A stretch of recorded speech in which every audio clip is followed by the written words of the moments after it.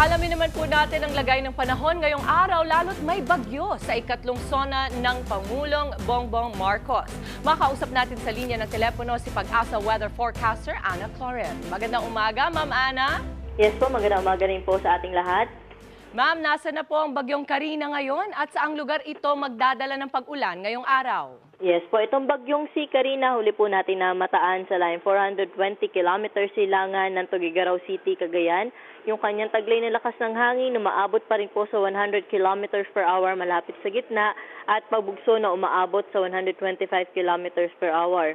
Mabagal po yung pagkilos pahilaga-hilagang kanluran. At ngayong araw, naasahan ho natin na itong bagyong si Karina ay magdadala ng heavy to intense na mga pag-ulan sa may extreme northeastern portion ng mainland Cagayan.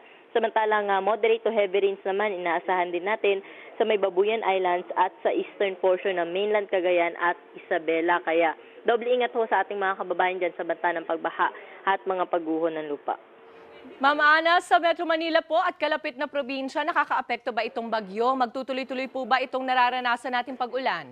Yes, so dito sa Metro Manila ay hindi ho direkta nakaka-apekto itong bagyong si Karina. Bagkus yung habagat o yung southwest monsoon, yun po yung nakaka-apekto ho sa atin. Kaya maulan na panahon din po yung naasahan natin dito sa Metro Manila, pati na rin itong bahagi ng Calabar Zone, La Union, Pangasinan, Benguet, Zambales, Bataan or buong Central Luzon ho ay may mga pag-ulan din ho tayong naasahan dala ng habagat. Kaya may posibilidad pa rin ho na mapagbaha at mapagguho ng lupa. Lalo na ho yung mga pag-ulan natin na mamayang tanghali hanggang hapon gabi ay posibleng malalakas po yung mga pag-ulan. Maraming salamat po, Ma'am Ana Cloren, our Pag-asa Weather Forecaster. Mga kapatid, Dimples Romana po, kumpletuhin ang inyong umaga ng mga kwentong puno ng inspirasyon. Salubungin po ang bawat araw ng may ngiti at pag-asa. Kaya't mag-subscribe na po at mag-follow na sa aming social media pages ng News 5.